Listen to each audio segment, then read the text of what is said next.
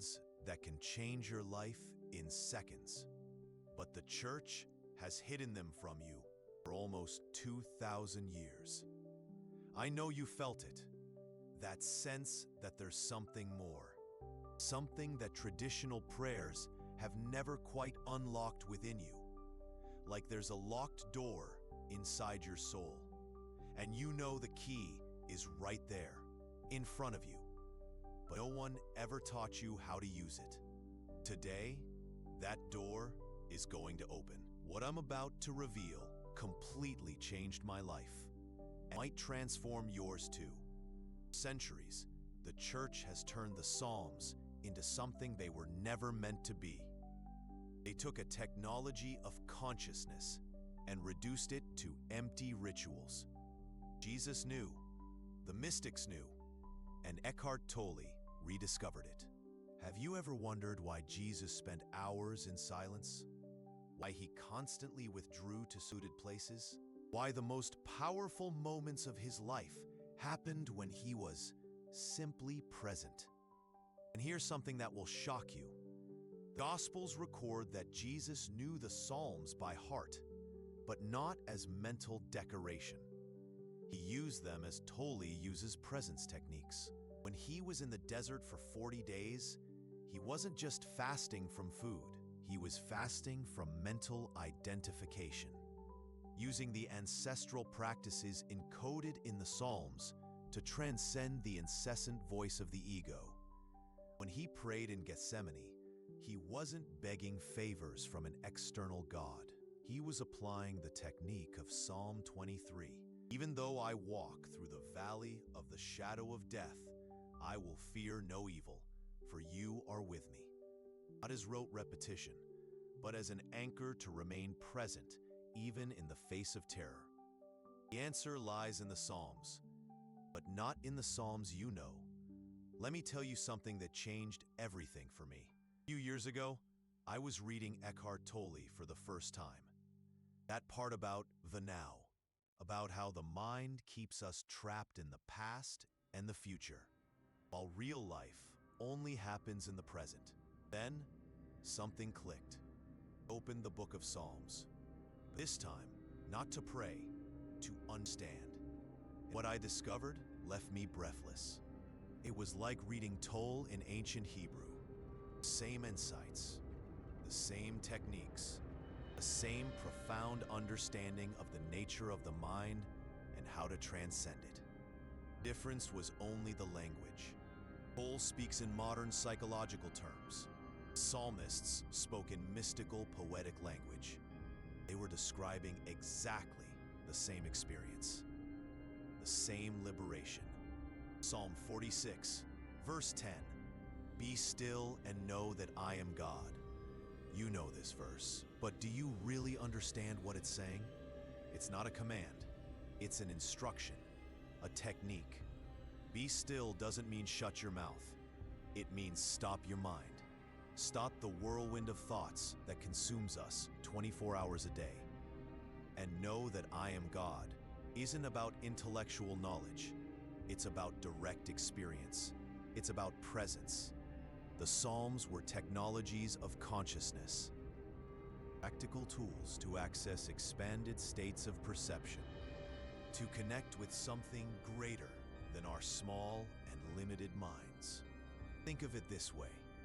Each psalm was like a specific frequency, a sound vibration created to activate different aspects of consciousness. Some to calm the anxious mind, others to awaken inner courage, others to dissolve the feeling of separation. Here's what's fascinating. Modern neuroscience confirms this. When you repeat or phrases contemplatively, you activate the parasympathetic nervous system. You decrease cortisol. You increase GABA, the neurotransmitter of calm. The psalmists didn't know these scientific terms, but they knew that certain combinations of sounds and meanings produced specific states of consciousness, and they developed an entire library of these neurological recipes. Psalm 23 to dissolve anxiety. Psalm 91 to cultivate courage, to experience total connection. Each one was a specific key to a specific door. He needed obedient citizens, organized in predictable hierarchical structures. So methodically, they transformed experience into doctrine, practice into ritual, spiritual freedom into institutional submission. So what did they do? They turned meditation into memorization, presence into performance, divine connection into institutional submission. They took a key and turned it into a chain. Do you know the difference between praying a psalm and experiencing a psalm?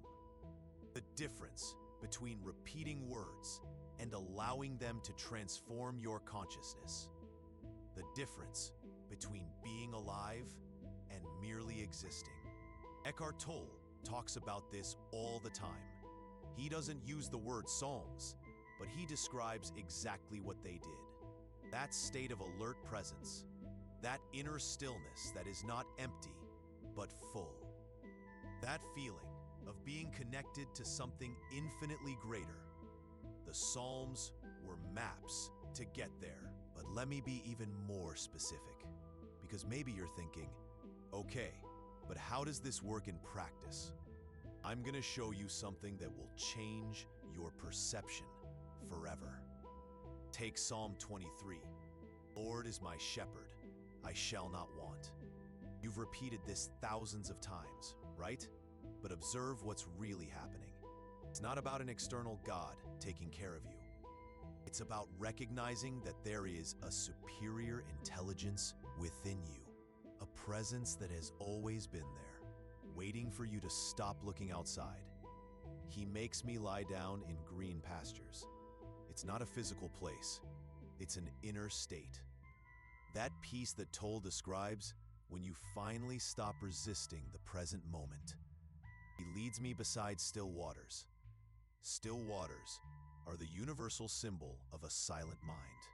Not agitated, not turbulent, simply present. Each line the psalm was guiding you to a state of consciousness, not asking you to believe something, teaching you to experience something. Here's what no one tells you. These states of consciousness were dangerous to those who wanted to maintain control. Imagine a church full of people experiencing the divine directly. People who don't need priests to mediate their spiritual connection. People who discover that God isn't in the sky, but in their own presence. This would change everything, and they knew it. That's why they turned meditation into memorization. That's why they created external rituals instead of inner cultivation. That's why they made you believe that spirituality is about rules, dogmas, and submission. When in reality, it's always been about freedom. Freedom of the mind, freedom from the ego, freedom to be who you truly are, beyond all the roles you play. You know how I discovered all this? Through my own experience.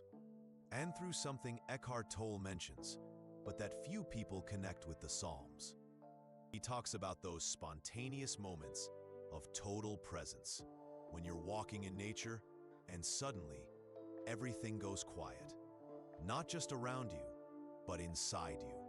And for a few seconds, you feel like you're exactly where you should be, connected to something you can't name. But that's more real than anything you've ever experienced. These moments aren't accidental. The Psalms were technologies to cultivate them intentionally. But let me tell you something even deeper. Because maybe you're wondering, if this is true, why has no one ever taught me? The answer will shock you. Because teaching presence can't be monetized. It can't be controlled. It can't be institutionalized. You discover that the answer has always been within you. You stop looking outside. Stop depending on others for your happiness. You stop believing you need permission to be spiritual. That breaks the entire system. Imagine if, since childhood, you were taught that the Psalms were mindfulness exercises, that prayer meant being present. God was the name they gave to that silent awareness that observes all your thoughts, but is never touched by them. Imagine how different it would be. Instead of guilt, you would feel peace. Instead of fear, you would feel love. Instead of separation, you would feel connection. He couldn't allow that. They turned the Psalms into magic. Pray this 10 times, and something good will happen. As if God were a cosmic vending machine. In reality, the Psalms were invitations to awakening. Here's something that'll leave you even more intrigued. Eckhart Tolle, when he talks about the I am that he experienced during his spiritual transformation, is describing exactly what the psalmists experienced when they wrote. That timeless presence, that awareness that exists before any thought. That feeling of being alive without needing to prove anything to anyone. Psalms were maps to reach this state, not as you imagine. It wasn't about magically repeating words. It was about using the words as anchors for presence. Like Tolle uses breathing, like Buddhists use mantras, like mystics of all traditions used sacred sounds, to awaken something that has always been there. Something the church didn't want you to discover. Because the moment you access this presence, you realize you never needed salvation. You realize you were never separated from the divine. You realize that the entire structure of guilt, fear, and control was an illusion. This perception changes everything.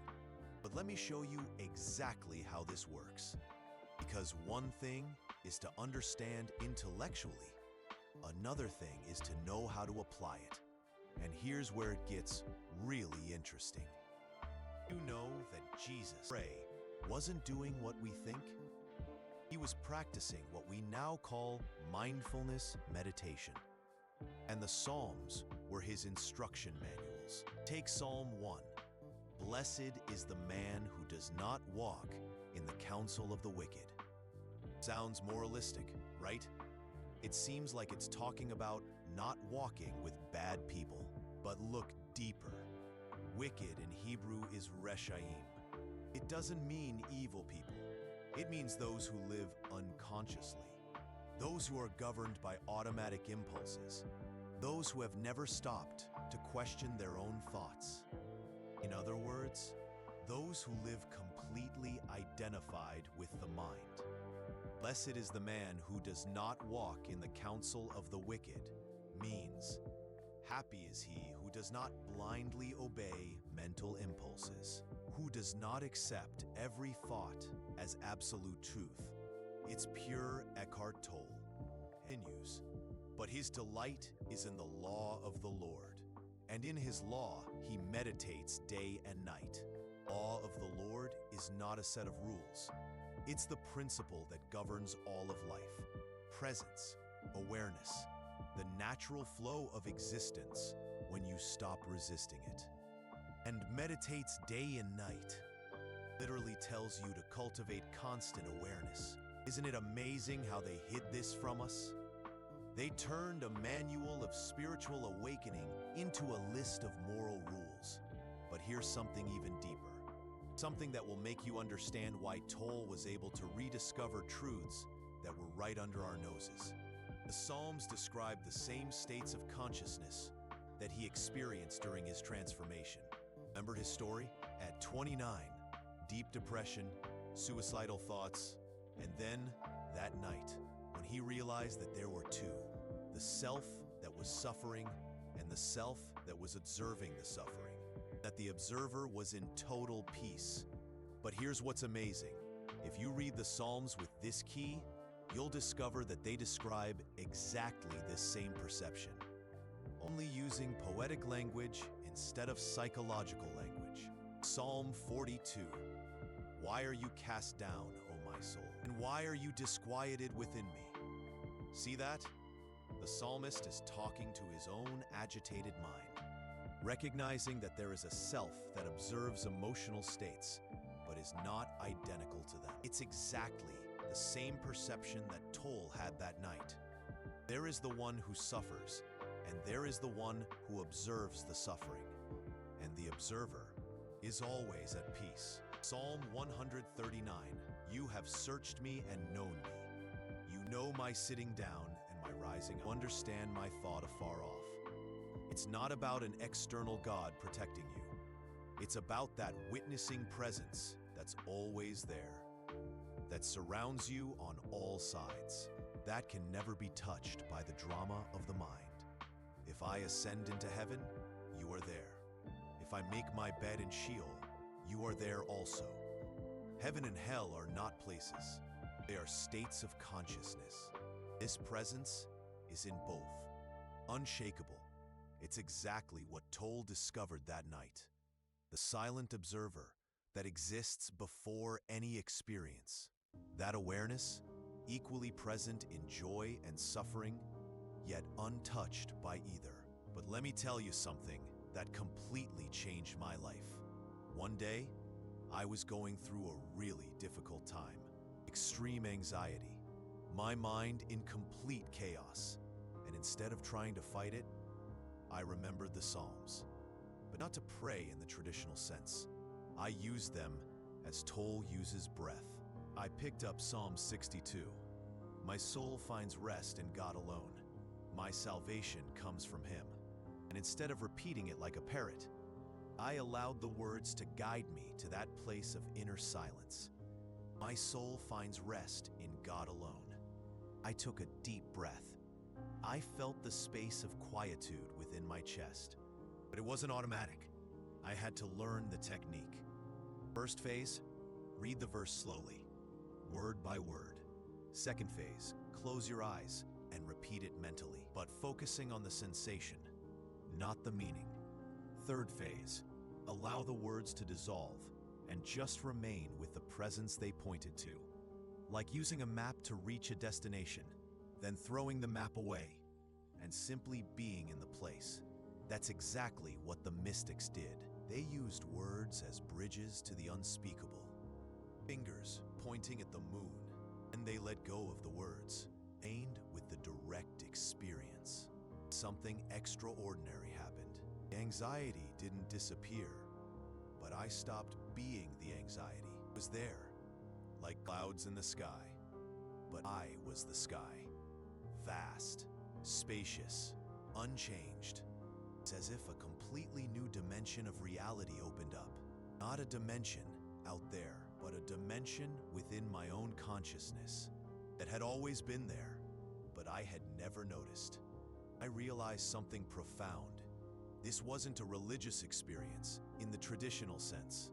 It was simply reality. Reality of who I truly am when I'm not identified with the mental whirlwind. It was exactly what Tolle describes as the observer. That spacious awareness that watches all the dramas of the mind, but is never touched by them. The first time I understood what Jesus really did when He withdrew to pray was accessing this space, this dimension of consciousness that cannot be disturbed by external circumstances. Psalms were the maps He used to get there.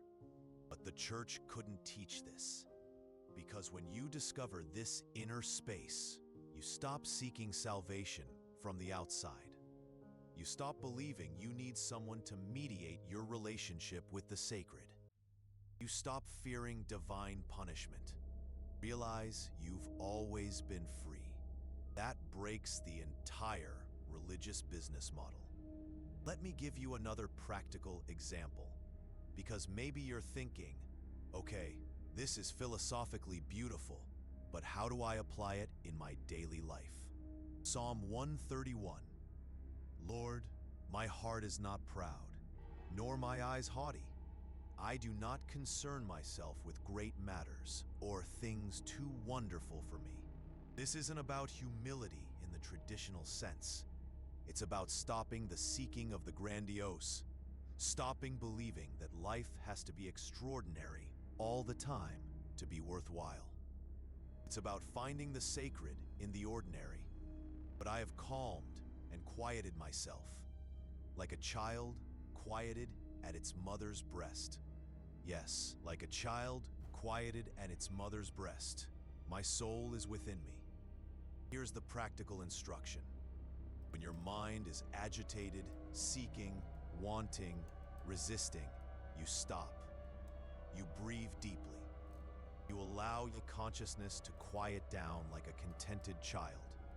Not forcing, not fighting, simply allowing. It's exactly what Tolle teaches about surrender, about surrendering to the present moment. But here's what's really fascinating, and perhaps a little disturbing. The Church knew this. The priests of the early centuries practiced exactly this. The entire Christian contemplative tradition was based on this. The Desert Fathers, in the 4th century, used verses from the Psalms as mantras. They repeated, "God, come to my aid," hundreds of times a day, not as a desperate plea, but as a technique to anchor the mind in the present. John Cassian documented these practices. Evagrius Ponticus wrote detailed manuals on how to use scripture to transcend obsessive thoughts. The entire Hesychast tradition was based on using sacred words to access expanded states of consciousness. But at some point, between the 5th and 6th centuries, something changed. The Roman Empire needed religious uniformity to maintain political control. Individual mysticism was too unstable. Direct experiences of the divine were too unpredictable. So they decided it was too dangerous for the masses. So they created diluted versions. They transformed meditation into memorization, contemplation into conformity, mystical experience into rigid doctrine. They made us believe that spirituality was about obeying rules, not about awakening consciousness. You know the irony of all this? Eckhart Tolle unknowingly rediscovered what the psalmists always knew, that the peace you seek is not in the future. It's not in some distant heaven. It's not conditioned on your behavior.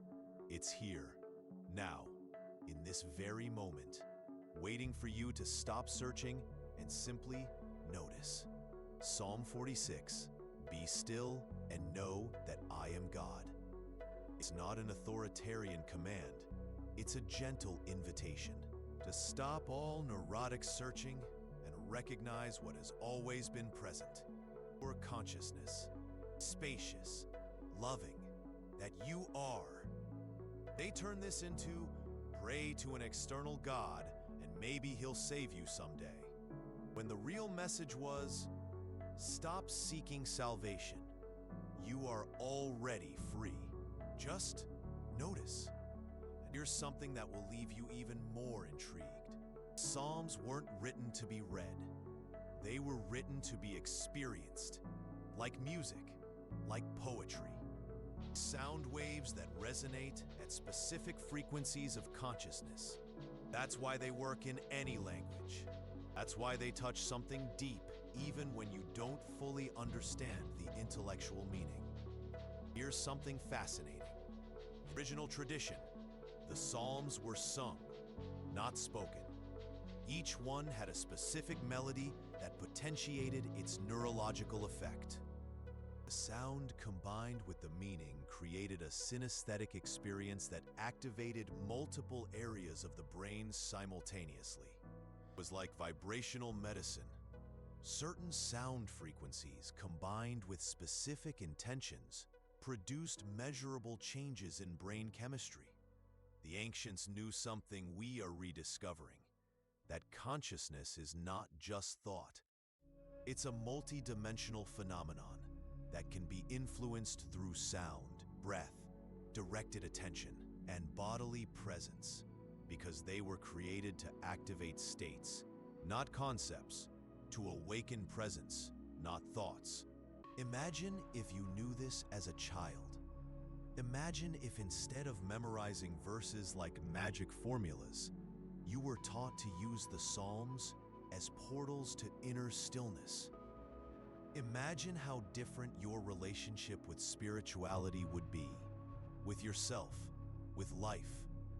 But it's not too late. There's still time to rediscover what has always been rightfully yours. And you don't need to abandon your faith to do this. You need to rediscover what your faith really means. Not as a belief system, but as a system of practices. Not as mental doctrine, but as a technology of transformation. Start simple. Choose a psalm that resonates with you. Read it 3 times. First time, with your mind. Second time, with your heart. Third time, with total presence. And here's something crucial. Don't try to understand the psalm. Try to feel it. Allow the words to become sensations in your body. Let the images become living experiences within your chest. If you choose Psalm 23, for example, when you get to, "He makes me lie down in green pastures," don't think about pastures. Feel the sensation of rest within you.